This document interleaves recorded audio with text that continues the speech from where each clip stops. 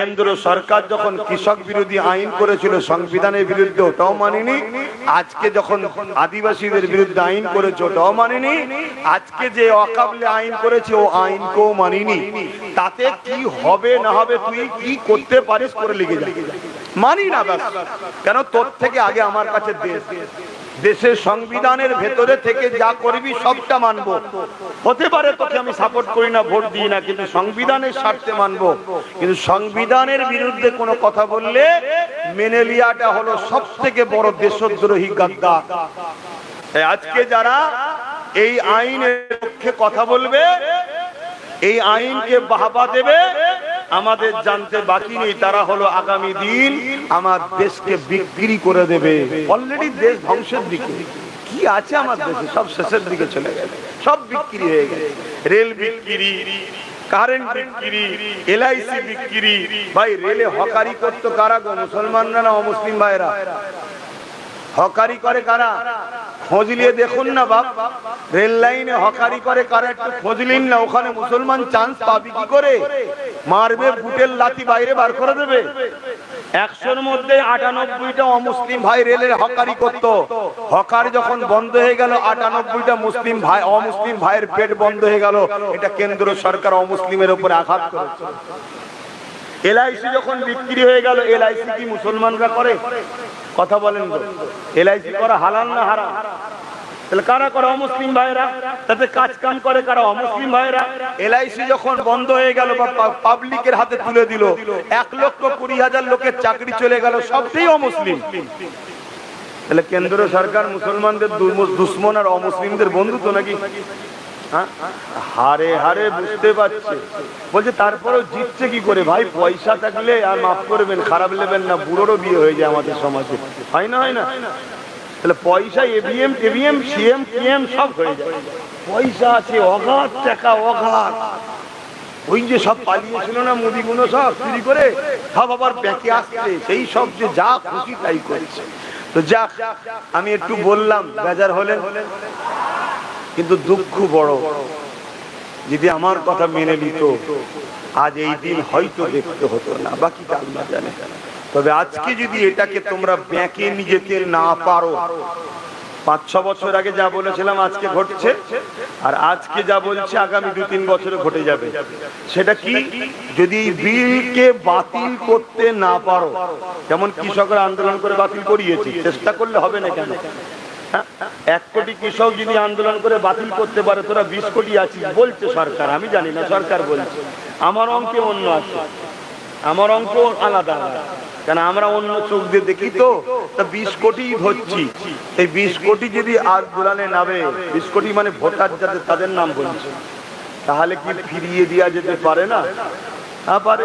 আর যদি ফিরাতে না পারো কি হবে? তোমার ধর্ম যখন গলা টিপে ধরেছে, তোমার নাগরিকত্ব কেড়ে নেওয়া হবে।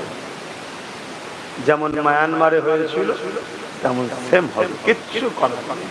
যদি বলে আব্বাস সিদ্দিকী তোমার কি হবে? আমি তো বাপ এমনি মার খাচ্ছি, তখন নাই খাবো তো কি হবে? কিন্তু যারা গায়ে হাওয়া লাগাচ্ছিল, মার খাবো না, বাঁচতে হবে, বাঁচতে হবে, চাকরির কাছে যেতে হবে, বুঝতে পারছি তো নাকি? তাদের কি হবে? যা অধিকার আলোচনা নয়, কারণ আমার ভাই বসে আছে কষ্ট করে, আমি ফিরে এসে দিকে। অসুবিধা হলো নাকি? আসেন আমরা আমাদের আলোচনার দিকে যাই। পৃথিবীতে হাজারো ধর্ম আছে, যে যা ধর্মীয় কাজ করবে, এতে ইসলাম কোন রকম ভাবে কারো ধর্মের উপরে হস্তক্ষেপ করার ইজাজত আমাকে দেয়নি। তাই কার ধর্মে কি আছে ওটা আলোচনা সমালোচনা করার আমার কোনো ইন্টারেস্ট নাই। তবে হ্যাঁ, মনে রাখবেন, পৃথিবীর জমিনে আল্লাহ আমাদেরকে যে ধর্ম দিয়েছে, এর জন্য শুকরিয়া আদায় করা দরকার। কারণ আল্লাহ কোরআনের মধ্যে জানিয়ে দিলেন, ইন্নাদ দীনা ইনদাল্লাহিল ইসলাম। এ দুনিয়ার মানুষেরা, আমি আল্লাহ, আমার কাছে মনোনীত ধর্ম হলো ইসলাম।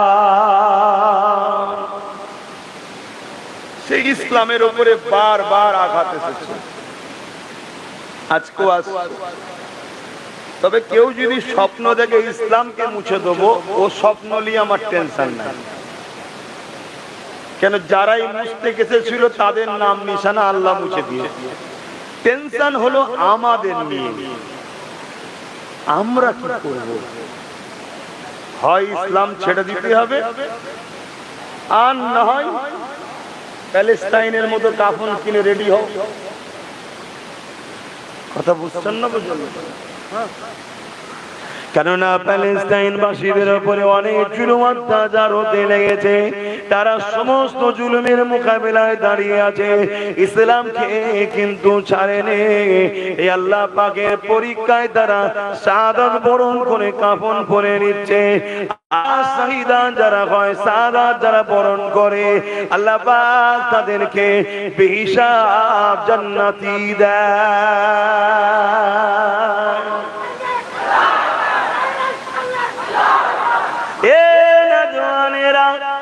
এছাড়া দ্বিতীয় কি করবেন? কেননা ইসলাম থেকে বেরিয়ে গেলে পরকালে তো চির শান্তি জান্নাত ছেড়ে দিয়ে চির জাহান্নামে যেতে হবে। কিন্তু আমাদের যে পাওয়ার, ইমানের পাওয়ার, ওই ইমানের পাওয়ার তো বড় দুর্বল হয়ে গেছে। তাই বড় চিন্তা হয়, ইসলামকে মিটিয়ে দিবার কথা যুগে যুগে বারবার অনেকেই বলেছে।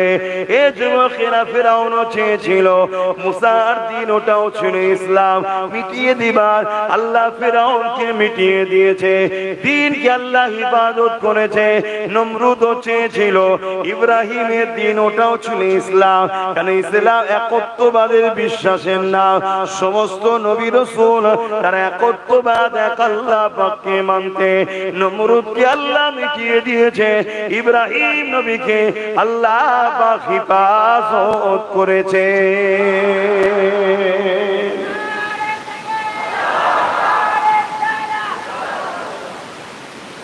দিনকে যতবার মিটাতে চেয়েছে, এটা যুগে যুগে হয়েছে।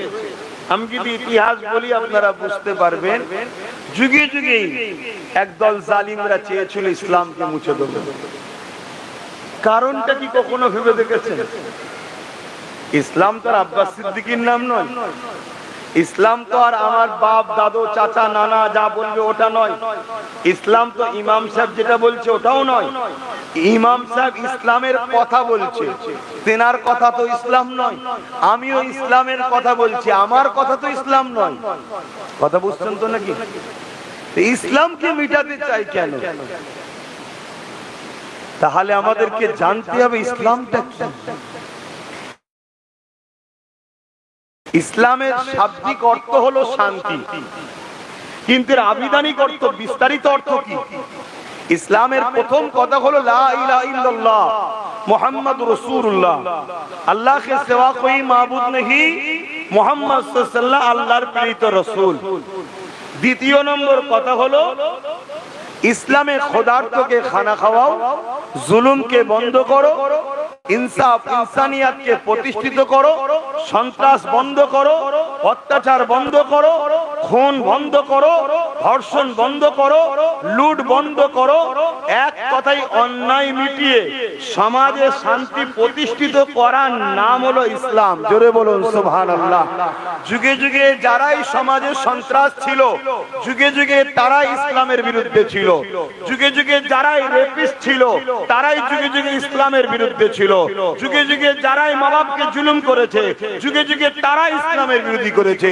যুগে যুগে যারা ধর্ষণ করাকে পছন্দ করেছে, দাসত্ব প্রথাকে পছন্দ করেছে, খুন করাকে পছন্দ করেছে, জুলুমের সাম্রাজ্য করা পছন্দ করেছে, তারা ইসলামের বিরোধী করেছে। যুগে যুগে তার ইতিহাস আপনি মিলিয়ে দেখুন। নমরুদ কেন বিরোধী করেছিল? নমরুদ সন্ত্রাস ছিল, জঙ্গি ছিল, আতঙ্কবাদী ছিল, সে সমাজ বিরোধী ছিল, সে প্রজাদের উপরে জুলুম করত, সে নারীদের শোষণ করত, সে নেশাগ্রস্ত হতো। সে দেখুন ইব্রাহিম নবীর বিরোধী করলো, কারণ ইব্রাহিম নবী বললেন এগুলো একটা মানুষ করতে পারে না, এটা অন্যায় কাজ, এগুলো বন্ধ করা দরকার। তাই নমরুদ দেখলো ইব্রাহিম যদি প্রচার করতে পারে তাহলে আমার অন্যায়ের সাম্রাজ্য খতম হয়ে যাবে। শুনছেন তো নাকি? দেখুন ফেরাউন, দেখুন আবু জেহেল। আবু জেহেল আমার নবী বিরোধী করেছিল কেন? অথচ মক্কার সামনে দাঁড়িয়ে যখন রসুল প্রথমবার ডেকে বলল 40 বছর বয়সে, আমি যদি বলি পাহাড়ের ওই দিকে একদল লোক আছে, তোমরা মানবে? মক্কার প্রত্যেকটা লোক বলেছিল মুহাম্মদ আমরা মানবো সাল্লাল্লাহু আলাইহি সাল্লাম। আমার নবী বললেন তোমরা দেখুনি তো মানবে কেন? তারা কি বললো? তোমাকে 40 বছর দেখছি, কোনোদিন মিথ্যা বলনি, কোনোদিন আর কি করিনি, কারো ক্ষতি চাওনি, অতএব তুমি যদি বলো তাহলে সত্য বলছো। যেই নবী বললো তাহলে এই নিজেদের হাতের তৈরি করা খোদাকে মেনো না, মানুষগুলোকে জেন্ত নারীগুলোকে পুঁতে দিচ্ছ, বন্ধ করো, মানুষের হক দাও, জুলুম করো না, ভাই ভাই মিলেমিশে থাকো, মানুষ একে অপরকে সহযোগিতা করো, অমনি ফোঁস তুললো। কথা মাথায় ঢুকছে না? ঢুকে নেই? তাহলে আলো জ্বললে চোরেদের সমস্যা। ইসলামের আলো নবী এমন জ্বালিয়েছে কিয়ামত পর্যন্ত যারাই 2 নম্বর তাদের ইসলামের আলোতে অ্যালার্জি হবে। কেননা আমরা সমাজে দেখছি এই ভারতবর্ষে নারীদেরকে উলঙ্গ করে মণিপুর থেকে উত্তরপ্রদেশ থেকে বিভিন্ন জায়গায় উলঙ্গ করে ঘোরাচ্ছে। অপরাধ কি? সে নিচু জাতের মেয়ে। তাই ইসলামের জাত ভেদাভেদটাকে ভেঙে দিয়েছে। নারী হলো মায়ের জাত, সে যে কোনো ধর্মের হয়, নারীকে যে সম্মান করবে না তার বিরুদ্ধে ইসলাম যুদ্ধের ঘোষণা দিয়েছে। একটা হিন্দু ঘরের বেটি যদি বিপদে পড়ে, কোন মুসলমান যদি মনে করো হিন্দু আমি যাব না, ইসলাম বলছে ওর সাথে ইসলামের কোনো সম্পর্ক নেই, এর নাম ইসলাম। শুনছেন না? শোনেন না? তাহলে আগামী দিন এই দেশেও যারা ভোগ পিপাসিত লোক, যারা রেপকে পছন্দ করে, যারা কি বলে নেতাদের ছায়াতলে থাকে, যেমন আমার কলকাতায় ওই ডাক্তারটা যে রেপ হয়ে গেল, আসামি পাওয়া গেছে? পাবেন না, কারণ বড় বড় সব নেতাদের ছেলে পুলে বা চামচা হয়তো ভেতরে জড়িয়ে আছে। এই মাইন্ডের যারা, তারা কিন্তু ইসলামকে কখনো পছন্দ করবে না। কেন? ইসলাম ওই রেপের বিরুদ্ধে ফতোয়া দিয়েছে, তাদেরকে প্রকাশ্য কতল করতে হবে। কেন? মায়ের জাতকে এরা সম্মান করেন, এরা মানুষদের সুরাতে কিন্তু এরা চতুষ্পদ জন্তু থেকেও নিকৃষ্ট। যেমন পাগল কুকুর যদি পাগল হয় মেরে দেওয়া দরকার, ঠিক তেমন এরা পাগলা কুকুরের থেকেও খারাপ যারা রেপ করে। ইসলাম এই জায়গায় ফতোয়া দিয়ে যাদেরকে, তাহলে ইসলাম থাকলে আমরা আন্দোলন করব। হয়তো দেশের আইন মানতে হবে, দেশে ওই আইন নেই, কিন্তু আমরা তো আন্দোলন করব, আসামির শাস্তি চাই, শাস্তি চাই। এই যে শিক্ষা দেওয়া হচ্ছে, এজন্য আজকেও কিছু মানুষ চাই ইসলাম মুছে দেওয়া দরকার। কথা কিছু বুঝছেন না? হ্যাঁ, তুমি ওই হোয়াটসঅ্যাপেতে গাঁজা খেয়ে মাচানে বসে কার মুখে ধর্মের কথা শুনেছো? আকবর এই করেছে, হুমায়ুন এই করেছে, বাবর এই করেছে। আরে আকবর হুমায়ুন বাবরটা কে? তারা রাজনীতির নেতা ছিল, তাদের সঙ্গে ইসলামের কি সম্পর্ক? তারা মুসলমান, ইসলামকে মানত দাবি করে। তারাও যদি অন্যায় করে থাকে, ইসলাম তাদেরকে ইজাজত দেয়নি, তাদের বিরুদ্ধে ইসলাম ফতোয়া দিয়েছে, ওদেরও শাস্তি দরকার আছে। আর যদি অন্যায় না করে থাকে, তাদের বিরুদ্ধে তোমরা মিথ্যা ইতিহাস বলে থাকো, এটা তোমাদের অনুপযুক্ত মূর্খমির পরিচয়। কথা বুঝে আসছে? কিন্তু ইসলামকে বুঝতে গেলে দুটো জিনিস লাগবে, একটা হলো কিতাবুল্লাহ আর একটা হাবিবুল্লাহ, একটা হলো কোরআন শরীফ আর একটা হলো মুহাম্মদ রাসূল। আব্বাসকে দেখলেও হবে না, আর দ্বিতীয় কাউকে দেখলে হবে না। আমরা তো ইসলামের ফলোয়ার, আমরা মানি। আমি স্কুলে পড়ি, আমার নাম্বার খারাপ হতে পারে, এর জন্য শিক্ষক দোষ নাকি? সিলেবাসের দোষ নাকি? আমি পড়িনি, আমি ভুল করেছি, এর জন্য নম্বর কম। কথা মাথায় ঢুকছে? কিন্তু না, ইসলাম থাকলে চুরি থাকবে না। কারণ ইসলাম চোরেদের বিরুদ্ধে, দুর্নীতির বিরুদ্ধে, সমাজ বিরোধীর বিরুদ্ধে, গরিবদের উপর যারা জুলুম করে তাদের বিরুদ্ধে। ইসলাম হাতটাকে বলেছে যুদ্ধ যদি করতে হয় করো, অসহায় গরিবের মুখে হাসি ফোটাও। জোরে বলুন সুবহানাল্লাহ, আরো জোরে বলুন সুবহানাল্লাহ। তাই বড় প্ল্যান করে আর করে ইসলামকে মুছে দিবার জন্য হাজারো ষড়যন্ত্র চলছে। আপনারা জানেন কি জানি না, কোটি কোটি টাকা খরচ করে কয়েক কোটি সেনা পর্যন্ত তৈরি হয়ে গেছে আমার ভারতে। কয়েক কোটি, শুনে রেখা দাও আমার কথা, সেনা তৈরি হয়েছে। যে সেনায় ভারতীয় সেনা নয়, আলাদা সেনা। যে সেনাকে গোবর গু খেয়ে তৈরি করেছে, তাদের ব্রেনে ঢুকিয়ে দিয়েছে। যেমন সাপ দেখলেই মারতে হয়, তাদের ব্রেনে ঢুকানো হয়েছে মুসলমান দেখলেই মেরে দাও। তারা যেখানে সেখানে পাচ্ছে, মারছে, দেখছেন না? হ্যাঁ, এর ট্রেনিং দেওয়া হচ্ছে। কবে থেকে? এরকম ছোট ছোট বাচ্চা বেলা থেকে ট্রেনিং দেওয়া হচ্ছে। ট্রেনিং দেওয়া হচ্ছে কেন? কারণ ইসলাম থাকলে দেশের সঙ্গে কেউ গাদ্দারি করলে তাকে আমরা ছেড়ে দেওয়া যাবে না। তো কেন ব্রিটিশরা যখন এই দেশে শাসন করছিল, কোন মায়ের লাল ছিল ব্রিটিশের বিরুদ্ধে মুখ খুলবে? বলো। প্রথমে মুখ খুলেছিল কে? হযরতে টিপু সুলতান রহমাতুল্লাহ আলাইহি। হ্যাঁ, মাদ্রাসার ঘরের ছেলে, শুনছেন তো নাকি? তারপরে আব্দুল আজিজ মুহাদ্দিস দেহলভী রহমাতুল্লাহ আলাইহি ফতোয়া দিলেন, যিনি ফুরফুরা দেওবন্দি তাবলীগ সবার উপরের ইমাম ছিলেন, আমাদের সবার ওনার সঙ্গে যে মেলে। তিনি ফতোয়া দিয়েছিলেন মাতৃভূমিকে বাঁচাতে হবে ব্রিটিশের হাত থেকে, তাই ব্রিটিশের বিরুদ্ধে লড়াই করা ফরজ। এই হক পেয়ে শুধু দিল্লিতে 50,000-এর উপরে আলেম উলামা ব্রিটিশদের হাতে হত্যা হয়েছে, ঝাঁপিয়ে পড়েছে দেশকে বাঁচাবার জন্য। আগামী দিন যারা দেশকে লুটছে তারা খুব ভাবে জানে, মাদ্রাসা যদি বন্ধ না করা যায়, এ দেশকে ব্রিটিশরা লুটেও রাখতে পারেনি। মোল্লারা লাফিয়ে পড়েছিল, বুকের খাঁচায় লাথি মেরে ব্রিটিশকে তাড়িয়ে। শুনছেন না শোনেন? তাই গোড়া মেরে দে, মাদ্রাসায় রাখবো না, আইলেম শিখতেই দেবো না, যেমন চীনে কোরআনকে জোর করে কেড়ে লিখছে। এই কোন জায়গায় শুনেছেন কোন মুসলিম দেশে অন্য কোন ধর্মের লোকের কিছু কেড়ে নিয়েছে? সবাই মিলে ইসলামের পিছনে লেগেছে। তবে আলহামদুলিল্লাহ, এ থেকে বোঝা যায় সবাই পিছনে, ইসলাম আগে। জোরে বলুন সুবহানাল্লাহ, আরো জোরে বলুন সুবহানাল্লাহ। কিন্তু দুঃখের বিষয় ও জায়গায় নয়, দুঃখের বিষয় হচ্ছে আমাদের ক্ষতির কারণ হচ্ছে আমার কওমের মধ্যে মুনাফিক গাদ্দার গুলো। এরা সামনে আমাদের সাথে মেশে, আমাদের সঙ্গে ঈদ করে, আমাদের সঙ্গে নামাজ পড়ে, আমাদের সঙ্গে কুরবানিও করে, কুরবানির গোশু খায়, আমাদের সঙ্গে সব থাকে। আর রাতের অন্ধকারে গিয়ে টাকা নিয়ে সব সুর করে সেটিং হয়। এর জন্য আজকে আমার এই কওমের এই দুর্দশা। যদি আমরা ওই মুনাফিক গুলোকে চিনতে পেরে যাই, তাহলে কিন্তু আমাদের রাস্তা ক্লিয়ার হয়ে যাবে। তবে আমি এতটুকু বলবো, নবী পাকের প্রেমিকরা কখনো মুনাফিক হয় না। তাই তোমাকে দেখতে হবে, পীর দাবি করলে হবে না, আলেম দাবি করলে হবে না, মুফতি দাবি করলে হবে না, মাওলানা দাবি করলে হবে না, নামাজি রোজাদার দাড়ি টুপি দেখলে হবে না।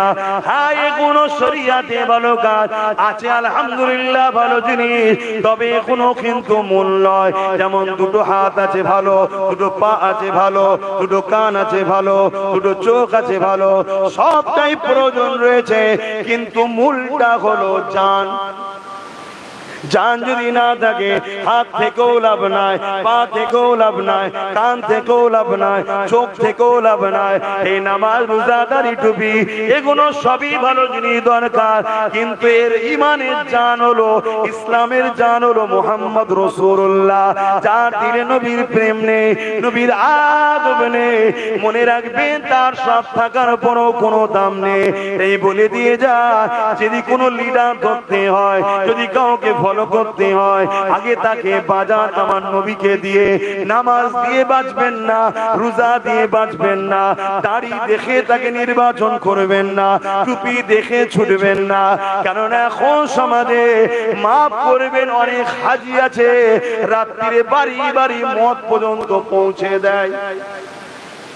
খারাপ লাগলো কথাটা?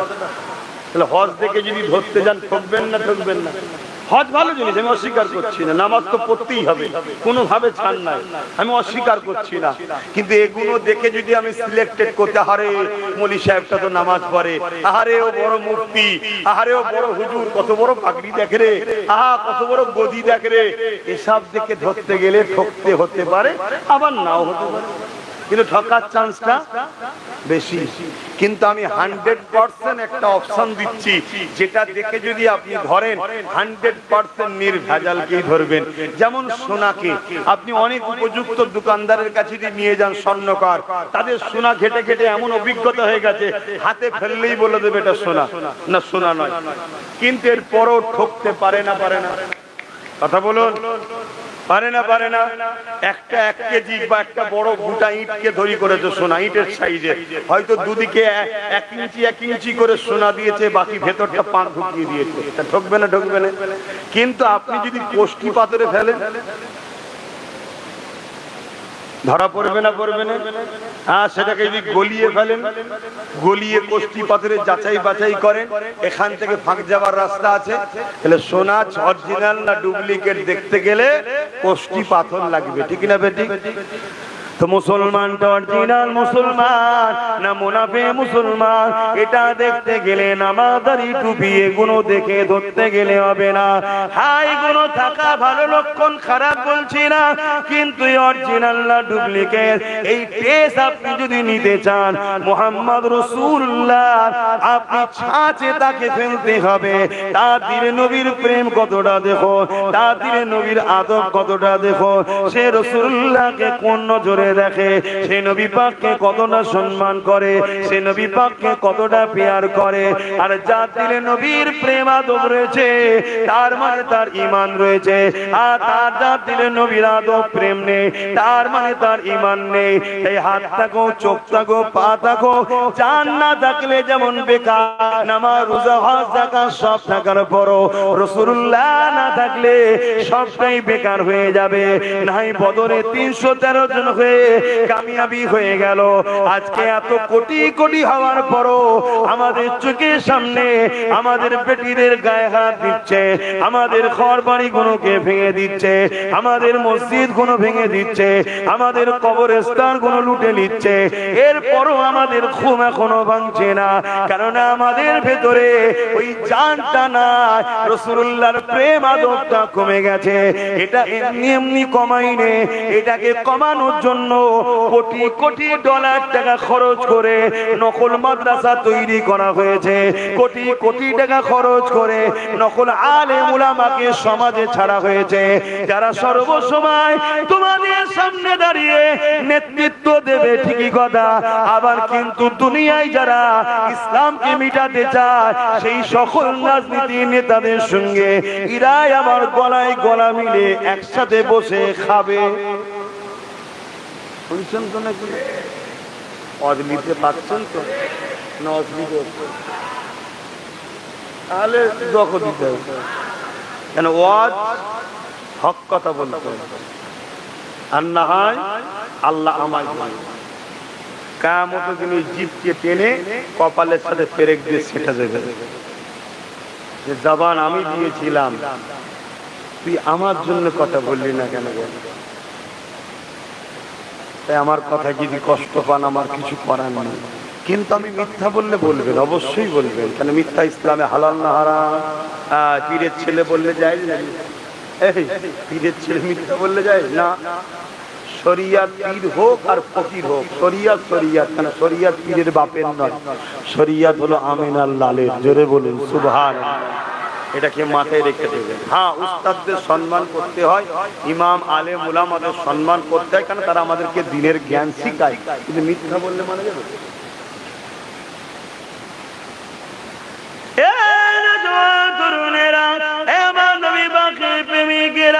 মন দিয়ে শোনে, এই সমাজে কোরআন পড়ানো হচ্ছে, কিন্তু মান এটা ওয়াশিংটন থেকে করা হচ্ছে।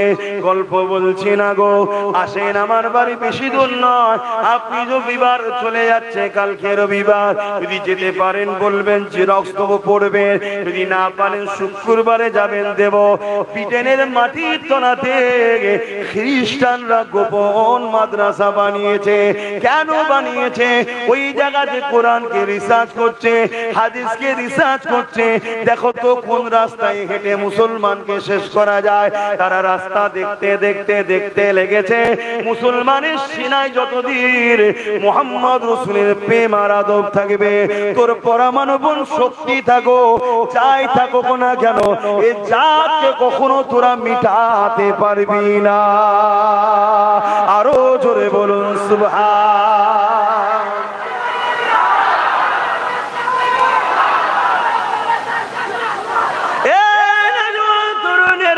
তারা রিসার্চ করে দেখেছে বদরের ময়দানে জালিম সন্ত্রাস আবু জেহেল বাহিনী ছিল 1000, মুহাম্মদ রাসূলুল্লাহ দিকে ছিল মাত্র 313 জন। যখন আবু জেহেল মক্কা থেকে বেরোবে তার আগে একটা পয়গম পাঠিয়ে দেয়, এ মুহাম্মদ রাসূলের কাছে খবরটা পৌঁছে দাও, এখনো সময় আছে, তোমরা ইসলাম ছেড়ে দিয়ে আমাদের দিকে চলে আসো। আজকে দিনও বলা হচ্ছে ইসলামকে মিটিয়ে দাও, তোমরা আমাদের দিকে চলে আসো। মিলিয়ে দেখুন সেদিন সেদিনের আবু জেহেল আর তাদের উত্তরসূরি আজকের আবু জেহেল, ভাষাটা শুধু একটু আলাদা হতে পারে, প্ল্যান পরিকল্পনা কিন্তু একই। এই কথাটা শোনার সাথে সাথে মাত্র 313 জন সাহাবা তারা চোখের পানি ফেলে কাঁদে আর বলে, ইয়া রাসূলুল্লাহ, হাবিবাল্লাহ, কি হবে হুজুর? মক্কা জমিনে কত মার খেলা, মক্কা জমিনে গরম বালিতে শুইয়ে রাখতো, বুকের উপরে ভারী পাথর চেপিয়ে রাখতো, মক্কা জমিনে উটের পায়ে দড়ি বেঁধে আমাদের সঙ্গে দড়ি বেঁধে দিয়ে ঘোড়ার পায়ে দড়ি বেঁধে ঘোড়াকে ছুট করাতো, পিঠের চামড়া গুলো পর্যন্ত উঠে যেত। এ যুবক সাহাবা হুজুর দিয়াকে এত কষ্ট দিয়েছে, আর তুমি আমি কি করছি শোনো। ইয়া রাসূলুল্লাহ, হাবিবাল্লাহ, ঘর পরিবার সবকিছু ছেড়ে দিয়ে মদিনার জমিনে চলে এলাম। একটু নিশ্চিন্তা হয়েছিলাম, তারা আমাদেরকে ধরে ধরে কতল করতেছিল, যেমন আজকে আমার দেশে ধরে ধরে টেনে বাসে বিভিন্ন জায়গায় মারতেছে। সেদিন দেখলাম 70-80 বছরের বাপকে হালকা বয়সের একটা বোন গালে চড় মারছে। হয়তো আপনি বলতে পারেন বোন বললেন কেন? এজন্য বোন বললাম, নারীর জাতকে ইসলাম সম্মান দিতে বলেছে। কিন্তু আমার ওই বোনের ব্রেনে ছোটবেলা থেকে বীজ ঢুকানো হয়েছে, মোল্লা মানে ওরা একটু যেন নারীতে পারে ছিঁড়ে টিড়ে খায় নাকি। তাই যখন দেখেছে মোবাইলটা চালু আছে, মানে হয়তো আমার নোংরা কিছু করছিল, শুনছেন তো নাকি, তার মেন্টালিটির কথা পৌঁছে গেছে। রে ঠিকই বলেছো তো, সেই যে ট্রেনিং দেওয়া হচ্ছে না, আমাদের চোখের আড়ালে ট্রেনিং হচ্ছে, ওই ট্রেনিংটা আমার বোনের কাজ করেছে। বোন চট চট চট করে দিয়েছে। কথা বুঝতেন না, বোঝেন না? কিন্তু কোনো বিচার হয়েছে? কমসে কম যদি পড়ো তথ্যটাকে পুরো মোবাইলে সব পাওয়া যায় না, যায় না, আমি বার করে দেবো। 50 বছর আগে কারো যদি কোনো ভিডিও আপনি করেন, এক্ষুনি বার করে দেবো। 50 বছর আগে কারো একটা অ্যাপস আছে, ওই অ্যাপ ডাউনলোড করলে 50 বছর আগে কারো, এমনকি আপনি যা খুশি ডিলিট করে দেন, যা খুশি ডিলিট করে দেন। এই ফোনে আপনি কোথায় কার সঙ্গে কখন কি কথা বলেছে, একটা অ্যাপ থেকে সব বার করে, যেগুলো সিবিআই, আইবি এদের কাছে সব রয়েছে। মোবাইলে কথা বলতে হবে না, আপনার মোবাইলে পকেট আছে, যা কথা বলতে সব শোনা যাচ্ছে, সব রেকর্ড হচ্ছে। এত খাতারনাক জিনিসে কথা বুঝে আসছে। তাহলে এত বড় যখন একটা অ্যাক্সিডেন্ট ঘটলো আমার বাংলাতে, আবার তাই তো নাকি, না উত্তরপ্রদেশে? হ্যাঁ, উত্তরপ্রদেশে যদি হতো তাহলে আমাদের মোল্লাগুলোকে দেখা যেত রাস্তায়। উত্তরপ্রদেশ হয় না, ওই জন্য দেখা যায় না, তাই না? হ্যাঁ, মানে এ ভাড়া দেয় বলে এ অন্যায় করলে বিরুদ্ধে বলে না, ওট ভাড়া দেয় না টাকলা, বুঝতে পারছেন তো নাকি? ওই জন্য ওর বিরুদ্ধে লেগে দিন রাত সব লেগে। আমি লাগাটাকে খারাপ বলছি না, কারণ ও অন্যায় করছে, কিন্তু এই জন্য এক চোখও হচ্ছে না। অন্যায় তো অন্যায় নাকি? হ্যাঁ, তো সেই জায়গায় কমসে কম ফোনটা বাজাব করেও তো শুনেছি, তদন্ত করে বার করা দরকার ছিল না? যদি সত্যি 80 বছরের মুরব্বী একজন এরকম অসভ্যতা করে, তারা তো উচিত শাস্তি দেওয়া। এই শাস্তির দরকার। এই মুসলমান তো কি হয়েছে, মুখে দাড়ি তো কি হয়েছে? হ্যাঁ, মুসলমান ওকে বলে নাকি যে 70 বছর বয়স হয়ে যাওয়ার পর একটা বেগুনা মহিলার সঙ্গে নোংরা আচরণ করবে সে মুসলমান? তার শাস্তির দরকার আছে না? কিন্তু কোন জিনিসটা হলো পুরো ধামা চাপা হয়ে গেল না, মিডিয়ায় চর্চা আছে, কোনো কিছু না, পুরো চাপা পড়ে গেল, ঠিক না? চাপা পড়ে গেল, কিছুই হলো না। আমি অনেক আগে বলেছিলাম, আপনারা ফলো করেছেন কি জানি না, একটা দিন আসবে তুমি কারো দোকানে মাল কিনতে যাবে, কারো দোকানে মাল কিনতে যাবে, প্রয়োজনে জানতো নাকি? ধরেন দোকানদারটা অমুসলিম, এই আমরা অমুসলিমের দোকানেও মাল কিনি না, কিনি না? হ্যাঁ কিনি, আমিও কিনি। কথা বুঝে আসছে? অমুসলিম ধরেন না দোকানদার, কিন্তু যা ভয়ানক দিন আসছে, আগামী দিন যাওয়া বড় কষ্টকর হয়ে যাবে, ভয় লাগবে একটা, ঢুকলে ফেসে যাবো না তো? ঢুকলে ফেসে যাবো, লাস্টে দেখাবে জামা নুবি সবই খুলে নিয়েছে। এটা টেনশন মনের মধ্যে আসছে না, আসে না? এতে কিন্তু মূলত আমার দেশবাসীর ব্যবসার ক্ষতি হবে, আর দেশবাসীর যখন ব্যবসার ক্ষতি হবে, মূলত দেশের ক্ষতি হবে। কথা বুঝে আসছে? আমি হিন্দুর কাছে কিনছি কি মুসলমানের কাছে কিনছি, ওটা পরের বিষয়। যত কিনা বেচা হবে, দেশ তত তারা কি করবে। এই বুঝছেন তো নাকি? আমার নবী পাক সাল্লাল্লাহু আলাইহি ওয়াসাল্লাম তাই বলেছিলেন, তোমরা আমার মদিনায় এসে মার্কেটিং করবে, যারা আমার মদিনাতে কেনাকাটি করবে আমি রাসূল বড় খুশি হব। জোরে বলুন সুবহানাল্লাহ। কেন বলেছিলেন? কেন বলেছিলেন? নবী কত বড় অর্থ নিয়ে কতটা বড় ভবিষ্যতের কথা সমাজকে শিখিয়ে গেছে। দেখেন, এই নবী হলেন সর্বদিক দিয়ে সর্বকালের সর্বসেরা সাকসেসফুল লিডার ও নেতা নবী রাসূল। জোরে বলুন সুবহানাল্লাহ। কোন এমন একটা সাকসেসফুলের বিষয় নেই যেটা আমার নবী করে দিয়ে যাবে। কিন্তু আজকে আমার কম নবীকে ফলো করে। বিজনেস করলে আমার নবীকে ফলো করে, আমার নবীকে ফলো করে বিজনেস করো, সাকসেসফুল হয়ে যাবে, সাকসেসফুল গেনার হয়ে যাবে। আমার নবী সাল্লাল্লাহু আলাইহি ওয়াসাল্লাম কেন বললেন?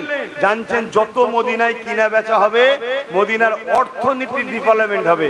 অর্থ বিকাশ যদি হয় তাহলে সেই রাষ্ট্র বা সেই রাজ্য, সেই জায়গা দ্রুত সব দিক দিয়ে উন্নতি হবে। তাহলে আজকে এমন একটা সিস্টেম তৈরি করা হচ্ছে আমার দেশের মহলে যে আমার হিন্দু ভাইদের দোকানে যেতে আগামী দিন ভয় লাগবে। কেন? আমি বলেছিলাম এমন একটা দিন আসছে, তুই দোকানে যাবি, মাল কিনতে যাবি, ভাই একটা কিছু দাও, একটা কিছু দাও, হয়তো একটা গিফটের বা কিছু জিনিস হয়তো কিনছেন, বা একটা ঘড়ি কিনছেন বা মোবাইল কিনছেন, হঠাৎ করে মোবাইলটা আপনার হাতে দিয়েই দোকানদার বলবে চোর। দোকানদার কি বলবে? চোর বলেই মারবে। আমি অনেক আগে বলেছিলাম, আরে তার একটা ছোট্ট নমুনা, এটা দোকানে না হয়ে ট্রেনে হয়েছে। কি হয়েছে? আমার সাথে নোংরা নজরে দেখেছে, এই তো কথা। মেরেছে না মারেনি? হ্যাঁ, তাহলে ভাবুন, একটা 15 সেকেন্ডের ভিডিও, তার আগে কি হয়েছে, পরে কি হয়েছে, সব মোবাইলে আছে না নাই? সেগুলোকে পুলিশ দেখলো না, সিবিআই দেখলো না, ইডি দেখলো না, আইবি দেখলো না, কিছু দেখলো না, কেসটা ঢাকা পড়ে গেল। কেন? মোল্লাকে মেরেছে যখন ঠিক করেছে। এটা মেন্টালিটি তৈরি করা হচ্ছে, শুনে রেখে দাও। কাল তোমার আব্বা, আমার আব্বা, তোমার দাদু, আমার দাদু, সবার দাদুর পালা আসছে। তৈরি থাকো, গাল পেতে দেবে। বেশি কথা বললে অন্য কালো লাল হয়ে যাবে। কিছু করার নেই, কারণ আমরা ভালো না। অপরকে দোষ দিয়ে কিছু লাভ নেই, আমরা ভালো নেই। কারণ আমাদের গার্জেন নেই, না জজ আছে, না উকিল আছে, না জিএম আছে, না মন্ত্রী আছে, না এমএলএ আছে, না এমপি আছে, কিছুই নেই। সব তো অন্যদের, আমাদের কই? আমরা তো সারা জীবন পরের আব্বাকে আব্বা, ও আব্বা, ও আব্বা করে পরের বাপকে ডেকে ডেকে একদিন ধরে আসছি 75 বছর ধরে। নিজেরা কখনো শখ করেছি যে আমাদের ছেলেদের নেতা বানাবো, আমাদের ছেলেদের উকিল বানাবো, আমাদের ছেলেদের জজ বানাবো, আমাদের ছেলেদের আইপিএস অফিসার বানাবো? কখনো স্বপ্ন দেখেছেন? আমাদের স্বপ্ন হলো যা ওই নেতা এসছে পিছু পিছু ঘর 200 টাকা দিলে ওই ঠিক আছে, ডাল টাল কিনে নিয়েছে, ঘরে খেয়ে দে, ঘুমো আর ভুঁড়ি মুটা কর, কালকে দেখবে কি হয়। আর তুমি ভুঁড়ি মুটা করে ঘুমো, কথা মাথায় ঢুকছে না? ঢোকে নেই? হ্যাঁ, আব্বাস সিদ্দিক একটু বেশি বোঝে, তাই তো নাকি? ওই জন্য বেশি বলে ফেলি আমি।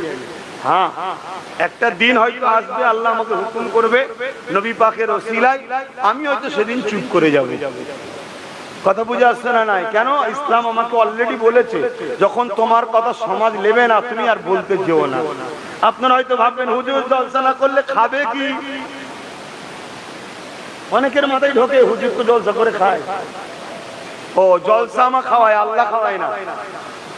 জলসাই যদি আমার রেজেক হয়, তাহলে আপনারা সব জলসা করেন নাকি? তাহলে আপনাদের খাওয়া হয় তো নাকি? কে খাওয়ায়? এতগুলো লোক বিনা জলসায় যদি আল্লাহ খাওয়াতে পারে, আর একটাকে আল্লাহ বিনা জলসায় খাওয়াতে পারে না? হ্যাঁ, তামাম কায়নাতের মখলুকাতকে আল্লাহ খাওয়াচ্ছে। সাততম জমিনের নিচে দূরবীনে দেখতে হবে, এত ছোট ছোট পোকা আছে, কোষ আছে, তাদেরকেও আল্লাহ টাইমে টাইমে টাইমে টাইমে খাওয়াচ্ছে। নবী সুলাইমান আলাইহিস সালাম পৃথিবীর রাজা ছিলেন। তিনি একবার দাওয়াত দিয়েছিলেন, জানেন না? যে আল্লাহ, আপনার কাছে আমার একটা আরজু। কি আরজু? যে একবার আমি তো পৃথিবীর রাজা। পৃথিবীর বলতে শুধু মানুষের নয়, নবী সাল্লাল্লাহু আলাইহি সাল্লাম, সুলাইমান আলাইহিস সালাম পৃথিবীর ইনি এই একজনই যিনি সমস্ত মখলুকাতের রাজা ছিল। কথা বুঝে আসছে? ওই সময় পৃথিবীতে জিন, জীব, জন্তু, পশু, পাখি, পিপিলিকা, মাছি সবার উপরে ওনার রাজত্ব চলতো। জোরে বলুন সুবহানাল্লাহ। এমনকি উনি বড় বড় জিন জানব দিয়ে বাইতুল মুকাদ্দাসকে উনি তৈরি করেছিলেন। একটা লাঠির উপরে ভর দিয়ে দাঁড়িয়েছিল, তৈরি হচ্ছিল, জানেন তো নাকি? আল্লাহ ওই অবস্থায় ওনাকে ইন্তেকাল করিয়েছেন, দুনিয়া থেকে চলে গেছেন। ওদিকে আমি যাচ্ছি না। উনি বললেন যে আল্লাহ, একটা দিন আমাকে সুযোগ দেন, আমি আপনার মখলুকদের ঘরে দাও দাওয়াত করে খাওয়াবো, কারণ আমি পৃথিবীর রাজা বানিয়েছেন, আমি মখলুককে দাওয়াত করে খাওয়াবো। আল্লাহ বললেন, হে নবী সুলাইমান, এটা আমার স্পেশাল ব্যাপার, রিজিকের মালিক আমি আল্লাহ, এ বিষয়ে তুমি কথা বলবেন, এ বিষয়ে তুমি মাথা দিতে যেও না। কিন্তু নবী সাল্লাল্লাহু আলাইহি ওয়াসাল্লাম বড় আবদার করলেন, আল্লাহ একটা বার সুযোগ দেন না, আল্লাহ একদিনের জন্য, এক বেলা। শুনছেন তো নাকি? আল্লাহ বললেন, যখন এত আবদার করছো, ঠিক আছে যাও। কবে? যাও তুমি খাবার জোগাড় করো। আল্লাহ পাক বললেন, শোনো, আমার এই বিশাল মখলুককে খাওয়াতে গেলে তো অনেক খাবার লাগবে, আমি আল্লাহ, তুমি খাবার জোগাড় করো, কিন্তু এই খাবার গুলোকে আমি আল্লাহ পচতে দেব না। জোরে বলুন সুবহানাল্লাহ।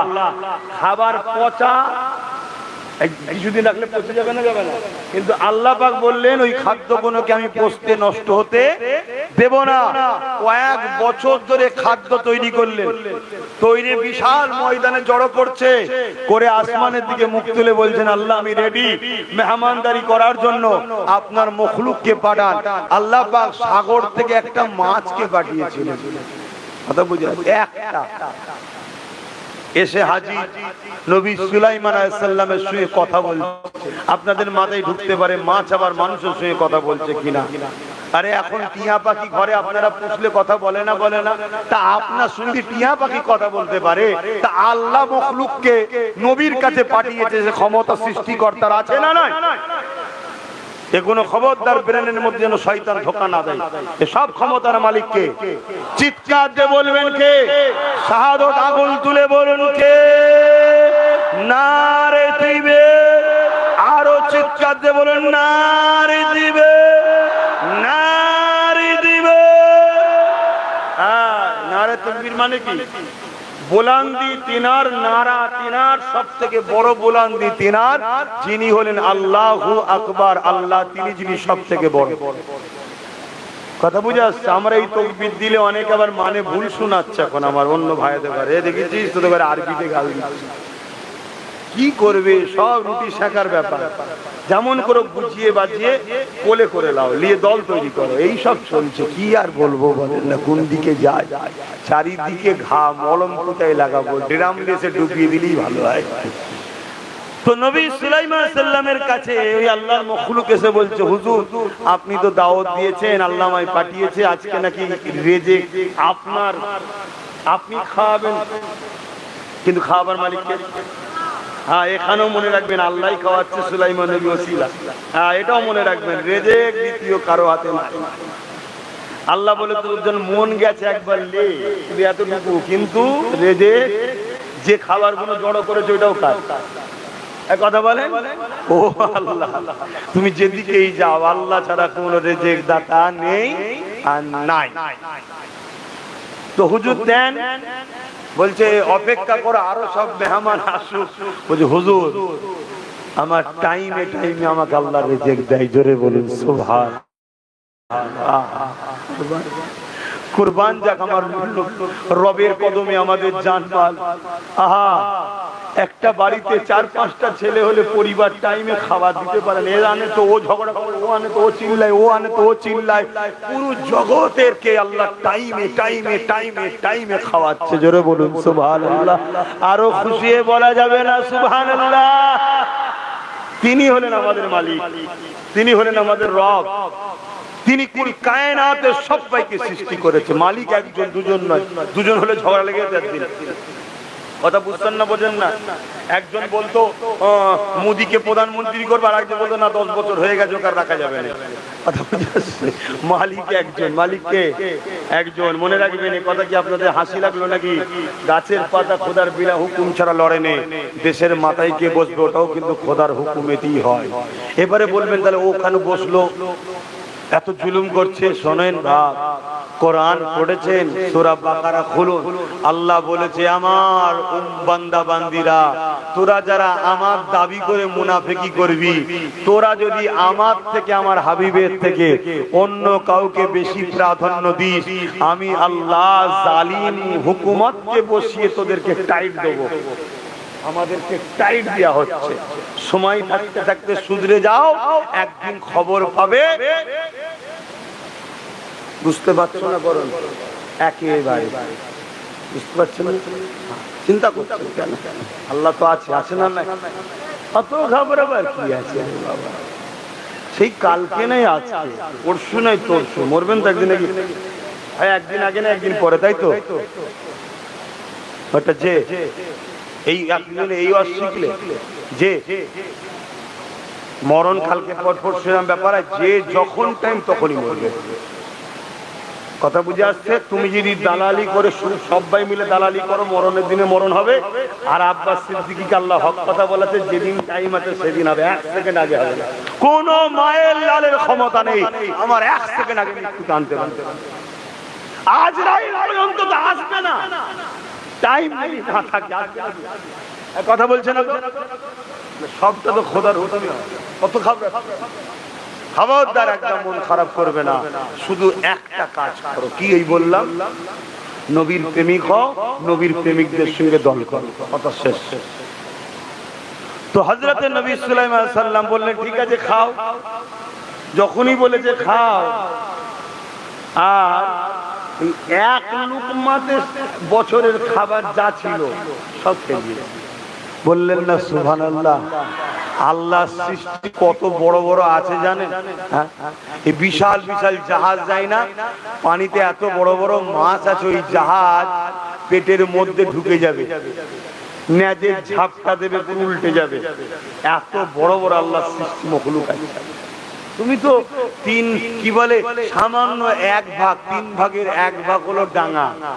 এই বিশাল পৃথিবী যেটাকে আমরা বলি, তো আসমানের কাছে ফুটবলের থেকেও ছোট।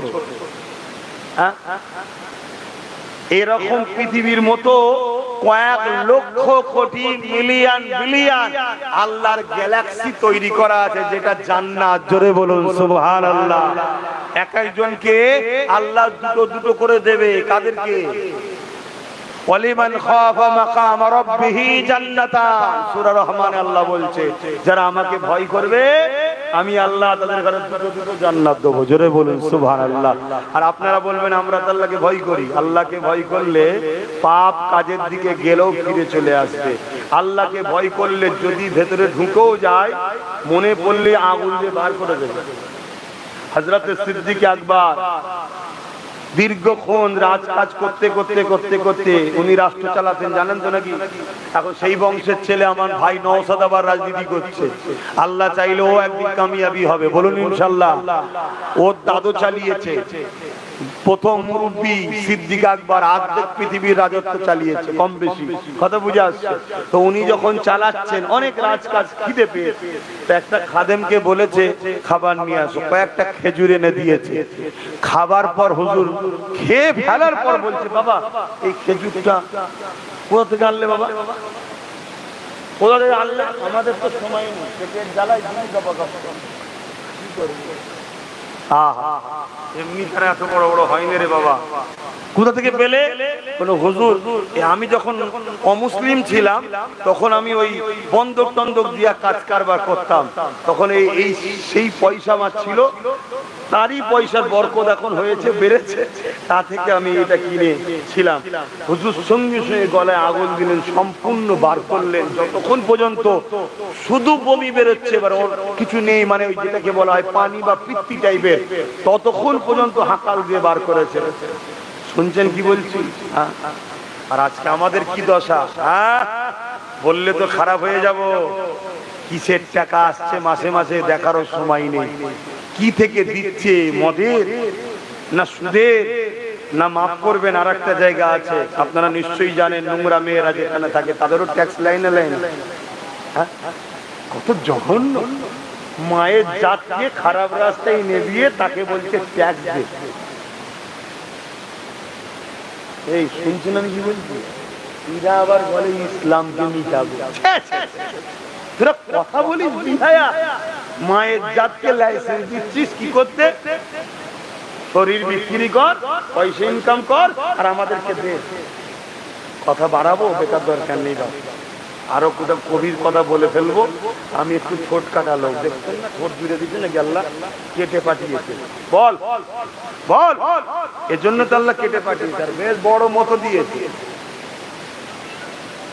বলে ফেলবো কোথায় আরো কিছু, হয়তো আপনাদেরও কষ্ট হয়ে যাবে, কেন আপনাদের সঙ্গে অনেকের আবার ভেতরে ভেতরে হাঁটাহাঁটি তো খাতির আছে না?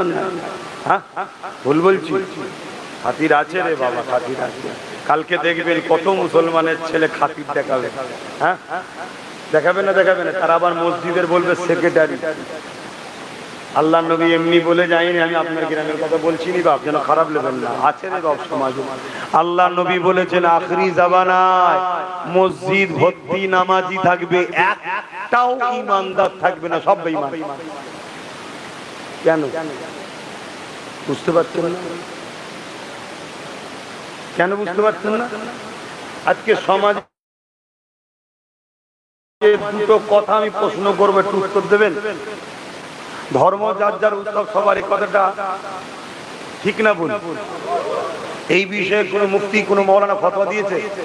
কেউ এই বিষয়ে প্রতিবাদ করে? কথা বলছে না তো, কেন করেন না? আপনারা নেই আম মানুষ ছেড়ে দেন, আপনারা নেই আম মানুষ ছেড়ে দেন, আপনাদের কথা বাদ দিন। আপনারা আম মানুষ কি জানবেন? আমরা মৌলী সাহেব যদি চুপ থাকি, আপনারাও চুপ। মৌলী সাহেব যদি বলে ভুল, আপনারা বলবেন ভুল, তাই তো নাকি? এই বিষয়ে এত বড় একটা সেরেকি কাজ সমাজকে খাওয়ানো হচ্ছে, বড় বড় ব্যানার করে, ধর্ম যার উৎসব সবার। কি কথা বুঝে আসছে না? না, বাংলাদেশের একটা বক্তব্য দেখছিলাম, একজন বলছে, একটা ক্লিপ এসছে, আমি ভাষাটা বলতে চাই না, সে বলছে বিয়ে যার যার পরিবার সবার, এই কেউ মেনে নেবে? ও এর বেলায় হুঁশ খুব ভালো আছে, এখানে হুঁশ টনটনে, যে ভুল হচ্ছে কথাটা। আর এত বড় একটা কথা, ধর্ম যার যার উৎসব সবার। আরে ধর্মকে কেন্দ্র করেই তো উৎসব হয়। এই যে আমরা এখানে ধর্মকে কেন্দ্র করে ঈদের দিনে বিভিন্ন উৎসব আমাদের হয় না? হয় না? কিন্তু শরিয়াত সম্মত বাইরে যে উৎসবগুলো হচ্ছে, অবশ্যই এরা ইসলামের ঘরে জন্ম নিয়েছে, কিন্তু এরা অবৈধ সন্তান। যারা ইসলামের ঘরে জন্ম হওয়ার পর ইসলামের ব্যানার দিয়ে ঈদ প্রীতি শুভেচ্ছার নামে মেলা করে, ফাংশন করে, নাচ করে, গান করে, এরা যদি সন্দেহ হয়, এদের ডিএনএ পরীক্ষা করো, বাপের ডিএনএ পরীক্ষা করো, একটা যদি কারো সঙ্গে মেলে, যা শাস্তি দেবেন তাই মেনে নেবো। এরা যারও সন্তান, কিচ্ছু হতে পারে। নবীর কষ্টের ইসলামকে যারও সন্তানগুলো শেষ করে ফেলে। মুসলমান ঘরে জন্ম নিয়েছে, কিন্তু ও চাষ করেছে অন্যজন এসে, হয় বাপ কাজে ছিল, নাই বাইরে ছিল, চাষ করতে চলে গেছে। বাকিটা বুঝে নিয়েছেন তো নাকি? এই ভাষা খারাপ লাগছে? দাওয়াত করবি না, আসবো না। তো দাওয়াতের মুখের দিকে তাকিয়ে আছি নাকি? আমার রাসূলুল্লাহ এই দ্বীনের জন্য দান্দা মুবারক শহীদ, আমার রাসূলুল্লাহ এই দ্বীনের জন্য পুরো শরীর খুনে লাল হয়ে গেছে, এই দ্বীনের জন্য রাসূলুল্লাহ জুতা মুবারক খুনেতে ডুবে গেছে, এই দ্বীনের জন্য রাসূলুল্লাহ অজ্ঞান অচৈতন্য হয়ে পড়েছে, এই দ্বীনের জন্য রাসূলুল্লাহর উপরে কত জুলুম হয়েছে। আজকে সেই রাসূলুল্লাহ ইমাম হোসেনের মতো পেয়ারা নওয়াজকে এই দ্বীনকে বাঁচাবার জন্য কুরবানি করেছে। আজকে মুসলমানের ছেলে দাবি করে, মুসলমানের সন্তান দাবি করে, তুমি ঈদ উপলক্ষ করে গান দাও, ফাংশন দাও, নাচ দাও, এবং ইফতার পার্টির নামে বেঈমান কাফের চোরগুলোকে এসে হই হই করো। তোমরা হালালি হতে পারো না। তোদের যদি রাগ হয়, আমার উপরে যা করার করে লিখে যাও। আমি এতটুকু জানি, জন্মেছি যখন মরবো একদিন, কমসে কম আমার মরণটা যেন আল্লাহ রসুলের পক্ষে হয়, তবে জান্নাত পাবো। আমার বাপের নাম আলী আকবর সিদ্দিকী, আমার দাদুর নাম জুলফিকার সিদ্দিকী ছোট হুজুর, আমার পদ্মাদ জমানার মুজাদ্দিদ, ওসব সার্টিফিকেট দিয়ে জান্নাত পাওয়া যায় না। জান্নাত পেতে গেলে আল্লাহ রসুলের গোলামি করেছো কিনা দেখো। তাই চেষ্টা করছি, বুঝাচ্ছি। এবারে হতে পারে কোন ছেলে জানে না এই মশলা, এটা ক্লিয়ার করবি যে ভাই আমি জানি না, এটা চলবে না। বলছে না, চলবে না। ও যদি শুনে এই কথাটা সঙ্গে সঙ্গে তওবা করে নেয়, তাহলে ও কিন্তু গোরা ঠিক আছে। জোরে বলুন সুবহানাল্লাহ। ও ভুলের মধ্যে ছিল, ধুলো ঘষে দিয়েছি, এবার পরিষ্কার হয়ে গেছে। কথা মাথায় ঢুকছে, কিন্তু শোনার পরেও যদি জেদ করে, মজা করতে হবে না। তো মজা সেদিন করবি যেদিন তোর মা মরবে, সেদিন গান লাগাবি, ফাংশন লাগাবি, মেলা দিবি, ভিজে নাচ করবি, মেয়ে এসে তোর মায়ের মরণের দিনে মজা করবি, কিচ্ছু বলতে যাব না। কিন্তু আমার নবীর দিনকে নিয়ে খেলা করলে হবে না। বলবো 100 বার বলবো, তুই যদি গায়ের জোর দেখাস, আমি জোর দেখাতে পারবো না। আমি হাত তুলবো, আল্লাহর কাছে হাত তুলবো, মালিক তুমি যদি আবাবিল পাঠিয়ে কাবাকে হেফাজত করতে পারো, কাবার গোলামের জন্য কিছু পাঠাও। কথা ঠিক না বে ঠিক? দেখা যাক না আমার আল্লাহ পাঠাই না পাঠাই না। কথা মাথায় ঢুকলো ভাই আমার? তো যাই হোক, কোন কথা বলতে গিয়ে দিক চলে গেলাম। হ্যাঁ হ্যাঁ হ্যাঁ, ও তো বলছিলাম সুলাইমান আলাইহিস সালাম ওই এক লোকমাই সব খেয়েছে। খাবার পরে সুলাইমান নবী বলছে, তুমি একই পেটুক গো, তুমি একাই সব খেয়ে ফেললে? ওই যে হুজুর একা খেয়েছি নয়, এখনো আমার বাকি আছে, এটা এক লোকমা, এরকম আরো 2 লোকমা খাই দেন। আজকে তো আল্লাহ দেবে না, তো আপনার এখানে দেন। বলছে তুমি একাই খেয়ে ফেললে, কি পেটু? বলছে হুজুর দাওয়াত দিয়ে মেহমানকে অপমান করতে নেই, জানেন তো নাকি? এই আপনারা খেয়ে পেটুক বলবেন নাকি? তো হুজুর সুলাইমান আলাইহিস সালাম সেদিন থেকে কোনোদিন আর আসমানের দিকে মুখ তুলতেন না। সেদিন কোনোদিন থেকে আর আসমানের দিকে মুখ তুলতেন না। আল্লাহ বললেন, বন্ধুরে মন খারাপ করছো, রিজিকের দায়িত্ব পৃথিবীর কেউ নেয়নি, কারো হাতে আমি দিইনি, কেন আমার মখলুককে খাওয়াবার ক্ষমতা কারো নাই, ওটা আমার আছে। জোরে বলুন সুবহানাল্লাহ। তোমাদেরকে খাওয়াই তাহলে কে? হ্যাঁ, মুসলমান অনেকের ভাষা ঠিক রাখা দরকার। অনেকে বলে সরকার আছে বলে দুটো খেতে পেয়েছি, নাউজুবিল্লাহ। তুই মুসলমান? হ্যাঁ, তোমার মতো আমার কওমে মুসলমান থাকার জন্য এক মসজিদে এক জায়গায় আমরা উঠা বসা করছি বলেই আল্লাহ আমাদের উপরও আযাব দিচ্ছে। কেন লূত আলাইহিস সালামকে বলেছিল 80,000 লোক, 40,000 খারাপ, 40,000 ভালো। লূত আলাইহিস সালাম বললেন, আল্লাহ খারাপ লোকগুলো নাই অন্যায় করেছে, মার খাবার উপযুক্ত, ভালো লোকগুলোকে কেন মারবেন? আল্লাহ বললেন, নবী লূত রে, খারাপ লোকগুলো মার খাবার উপযুক্ত ঠিকই, কিন্তু ভালো লোকগুলো খারাপ লোকগুলোকে বাধা দেয়নি কেন খারাপ কাজে? শুনছেন? যারা অন্যায় করছে তারা তো জাহান্নামে যাবে, কিন্তু শুনে রাখেন, এই অন্যায় দেখে যারা চুপ থাকে তারা আগে জাহান্নামে যাবে। কেন? ইসলামে অন্যায় দেখে চুপ থাকাটা হলো বড় আসামির আলামত। তাই বলবো, বাপ আমার, ভাই আমার, আমার রসুলকে ফলো করেন, আমার নবীকে পিয়ার করেন, কোনো চিন্তা করবেন না। এখন থেকে তওবা করে নেন, যা হয়েছে হয়েছে। নামাজ পড়ুন 5 ওয়াক্ত, এক বছরে একবার রোজা, ডেলি কাজ তো শুধুমাত্র 5 ওয়াক্ত নামাজ, বাকি বছরে একবার রোজা, আর জীবনে একবার হজ, তাও মালদার, গরিব হলে হজ নয়, মাফ। যাকাত বছরে 1 কোটি থাকলে 2.5 লাখ টাকা, 1 কোটিতে 2.5 লাখ টাকা দেবেন না? তো কোটিপতি আল্লাহ করে 2.5 লাখ টাকা দেবেন তো কি হয়েছে?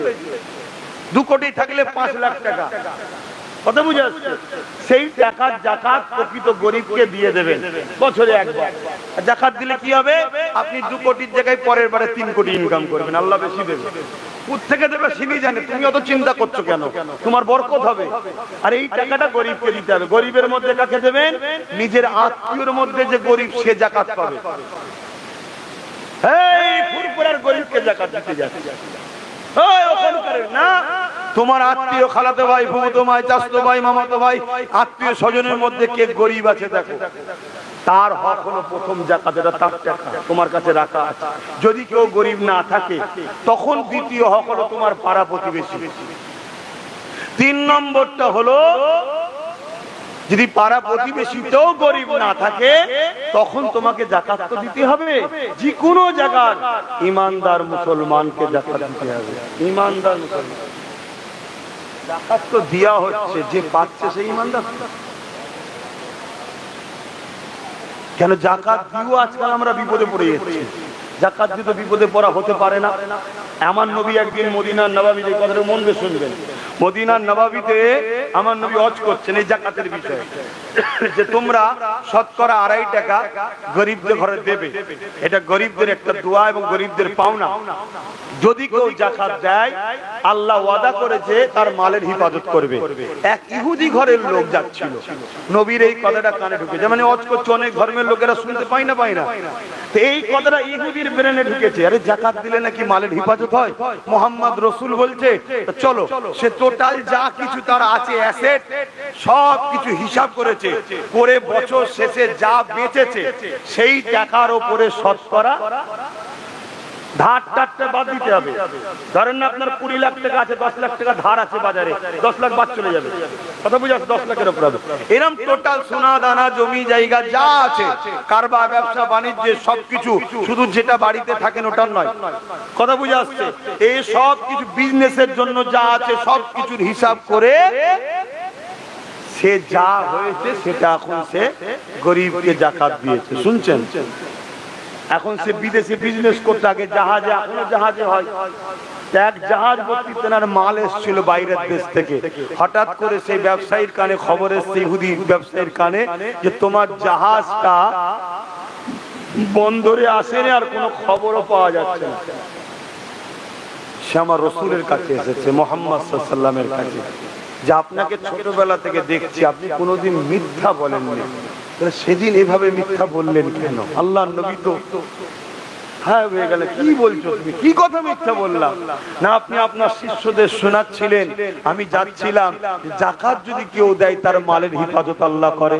আল্লাহ নবী বললেন এটা মিথ্যা কথা। ঠিকই কথা, তো আল্লাহর হুকুম। তো আমি মুহাম্মদ আজকেও বলছি, যে যাকাত দেবে তার মালের হিফাজত হবে। বলছে আমি দিয়েছি, তাহলে আমার জাহাজ এখনো খবর পাচ্ছি। আল্লাহ নবী বলছেন ঠিক করে হিসাব টিসাব করে দিয়েছো, আমি বেশি করে ছেড়ে দিয়েছি, আমার হিসাবে যা হয়েছিল। আর আপনাদেরও উচিত, যাদের পয়সা আছে, একটু 2 পয়সা বেশি যা, কম না হয়ে যায়। কেন কম হলে পরের মাল খাওয়া হয়ে যাবে। আল্লাহ জানে আমার কি হচ্ছে। হিসাব তো করি, হিসাব করার সময় তো পাইনি, খেয়াল করলে বসবো কখন? যাক, আন্দাজে যাই হোক একটু বেশি বেশি করে দিবার চেষ্টা করি। আর যাকাত সারা বছর দেওয়া যায়। আপনাদেরকে একটা জিনিস শিখিয়ে দিচ্ছি, সারা বছর যাকাত দেওয়া যায়, শুধু রমজান মাসে দিতে হবে এমনটা নয়। আর যাকাত হলো ফরজ, তাই ধনীরা শোনেন, সারা বছর যখন কাউকে কিছু দেবেন, কোনো গরিবকে, শুধু বলে দেবেন বাপ, ভাই, বোন, যাকাত, যাকাত, যাকাত। তার মানে কি, যদিও ওইখানে কিছু হিসাবে গরমিল হয়, আর সারা বছর ধরেন না আরো 1-2 লাখ দিয়েছেন, তাহলে আপনার কিন্তু ফরজটা আদায় হয়ে গেল। শুনছেন তো নাকি? হ্যাঁ, ফরজের জন্য ধরবে, নিয়তটাই হলো বড় জিনিস। বাপ তো ভাইয়েরা আমার, চেষ্টা করবেন যতটা পারা যায়, আল্লাহ মাফ করেন। এবং গরিবদের ঘরেও বলবেন, দেখ ভাই, চেষ্টা তো করেছি, তোর টাকা যদি আমার কাছে রয়ে যায় মাফ করে দিস বাবা। গরিব কি বলবে মাফ করবো না? সে তো খুশি, 10,000 টাকা পেয়েই খুশি, 20,000 পেয়েই খুশি। সে বলবে হ্যাঁ আল্লাহ তোকে আরো দিক, আরো দিক, আরো দিক। আর আমরা কি করছি? 10 টাকা, 15 টাকা, 20 টাকা করে দিচ্ছি। নাম হবে রে, অনেককে দিয়ে নাম হবে, অনেককে দিয়ে। খারাপ করবেন না, চেষ্টা করুন একটা গরিবকে এমন দেন, আপনার আত্মীয়র মধ্যে এমন দেন, সে যেন জীবনের মতো গরিব থেকে উঠে যায়।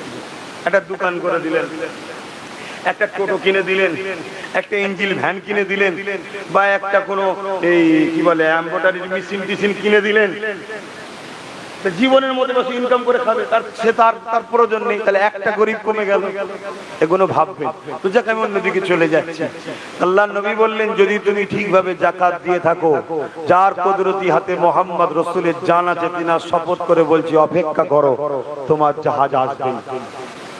নবী নববী শরীফ থেকে ওই খবরটা নিয়ে যেই বেরিয়ে কিছু দূর গেছে, তার মহাজন ম্যানেজার ছুটে এসেছে, জাহাবান সর্দার ব্যবসায়ীকে, মালিককে বলছে যে আমাদের জাহাজ বন্দরে লেগে গেছে। জোরে বলুন সুবহানাল্লাহ। সে আজ যাই না, ঘুরে এসে মুহাম্মদ রাসূলের কদমে পড়ে ইমানের কলেমা পড়ে মুসলমান হয়েছে। জোরে বলুন সুবহানাল্লাহ। আরে এভাবে ইসলাম প্রচার হয়েছে। আজকে যেটা চলছে আমার দেশে ওইভাবে নয়। ইসলাম প্রচার হয়েছে প্রেমের দ্বারা, ভালোবাসার দ্বারা, আখলাকের দ্বারা। যাক, সময় নিয়ে আর কথা বলতে পারছি না, কারণ ওদিকে বিরিয়ানির হাওয়া মাঝে মাঝে আসছে। আসে ইয়া নবী সালাম